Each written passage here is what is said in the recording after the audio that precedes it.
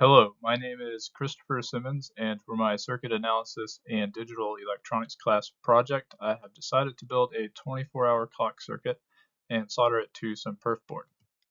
I chose this project because I thought it was a good application of components and concepts that we learned about throughout the semester. It also gave me a clear function to work on with clear results. This circuit contains a few discrete components, which are the resistors and capacitors around the switches, LEDs, and chips. In the bottom right is the 555 timer circuit.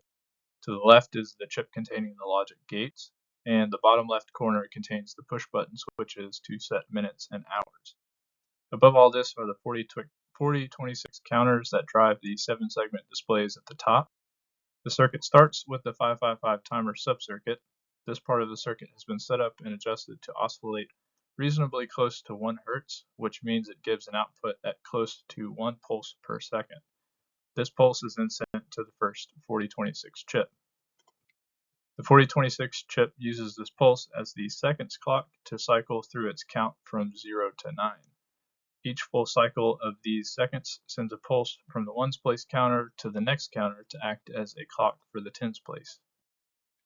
The circuit then uses an AND gate to wait for certain LEDs from the segment displays to be lit, before sending a pulse to the next 4026 chip to act as a clock for minutes and simultaneously reset the seconds count. With seconds, I wanted to send this pulse when the count reached 60, so the AND gate waits for 3 LEDs that are first lit at 6 to activate the pulse. The same sequence happens with minutes advancing the hours, and the same reset logic is used, except the hours will activate the AND gate at 24 for its reset.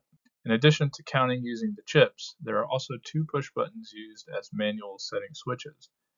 These buttons are set up in such a way that pushing them allows voltage directly from the power supply to be used as the pulse signal for minutes or hours, progressing them at each button press and acting as a manual clock signal.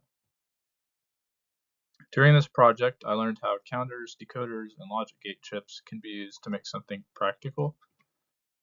I also learned some troubleshooting techniques like building and using a working breadboard circuit to trace and locate faults in the soldered circuit.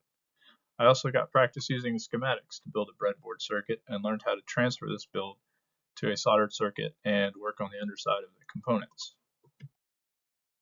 I also got lots of soldering practice. Thank you for watching.